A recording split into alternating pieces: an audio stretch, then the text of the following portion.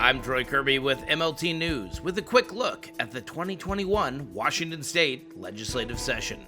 On Thursday, January 28th, the Senate Labor, Commerce, and Tribal Affairs Committee gave Senate Bill 5172 a public hearing. The legislation would cap retroactive overtime claims in exceptional cases. This is basically just a matter of fairness. As with the dairy workers or the dairy farmers, they operated the last 3 years under the laws that were there and the interpretation of those laws. They did everything that they knew they were supposed to do, and they did it fairly and correctly and honestly and met all those standards. And now because there's been an interpretation, they're saying, well, now you got to go back 3 years and pay overtime pay. That's not fair. That's not equitable. It just seemed to be very unjust to me because nobody knew it. The issue raised by this bill is an issue that will be addressed in our ongoing court case. The court that decides this issue will use the already well-established standard that includes whether the decision would produce a substantially inequitable result. So we should let the courts do their job and decide this issue. In the past month, at least 25 lawsuits have been filed against farmers by attorneys attempting to collect 3 years of past overtime that was not owed in the first place.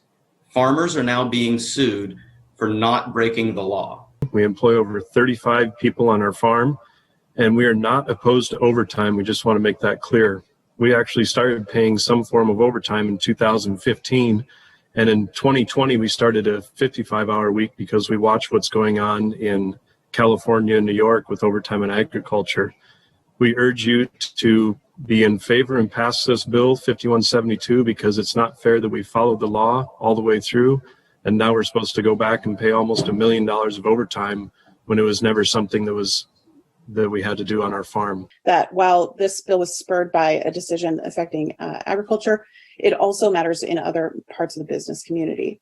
So 2 back of the napkin payouts I'd like you to consider. The first is in agriculture, where the average hourly rate is $17 an hour.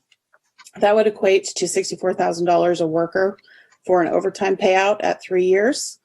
And in a firefighting situation, that would equate to a $71,000 per firefighter payout. In both instances, 30% of that would go to the class action lawyer who filed the lawsuit. Thank you for watching the Daily Legislative Report by MLT News, covering the 2021 legislative session.